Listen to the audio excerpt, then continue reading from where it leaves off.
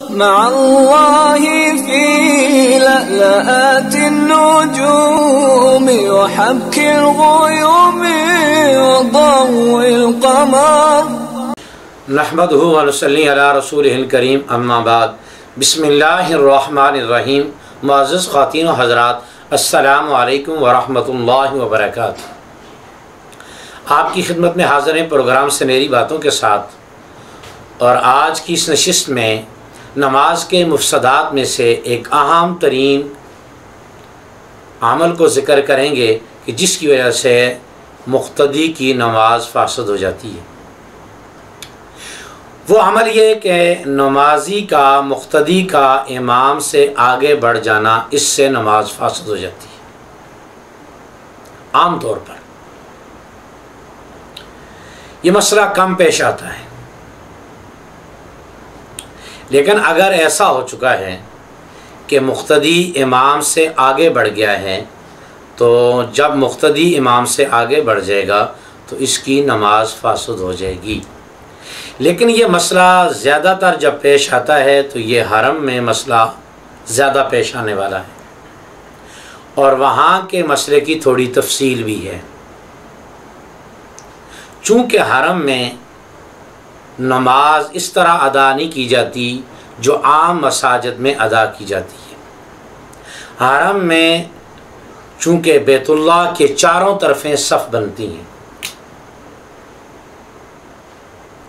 تو اب مسئلہ سمجھ لیجئے، بیت اللہ کی جس جانب امام کھڑا ہے، اگر مقتدی اس جانب سے امام سے آگے بڑھ جائے گا، بیت اللہ کے قریب ہو جائے گا، تو اس مقتدی کی نماز فاسد ہو جائے گی۔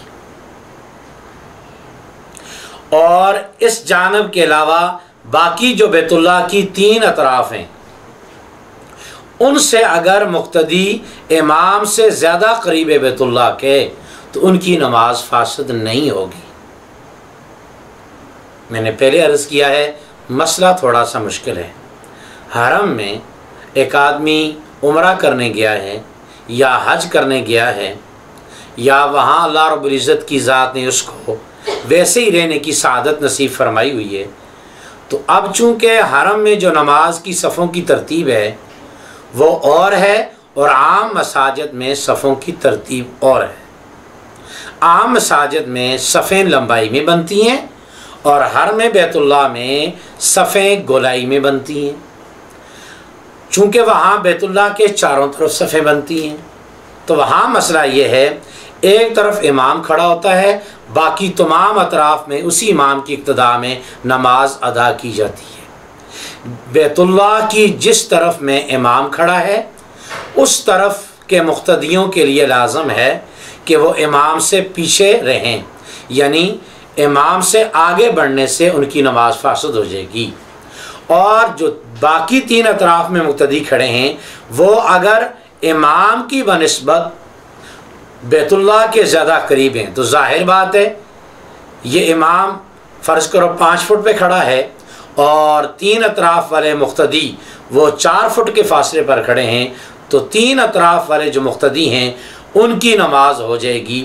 جس جانب امام کھڑا ہے اس طرف کے مقتدی اگر امام سے بیت اللہ کے زیادہ قریب ہو گئے تو ان کی نماز فاسد ہو جائے گی، 3 اطراف والوں کی نماز فاسد نہیں ہوگی۔ اس مسئلے کو ذرا اچھی طرح سمجھ لیجئے۔ اللہ رب العزت کی ذات ہمیں ہر موقع پر دین کے ہر مسئلے کو سیکھ کر اس پر عمل کی توفیق نصیب فرمائے۔ السلام علیکم ورحمۃ اللہ وبرکاتہ۔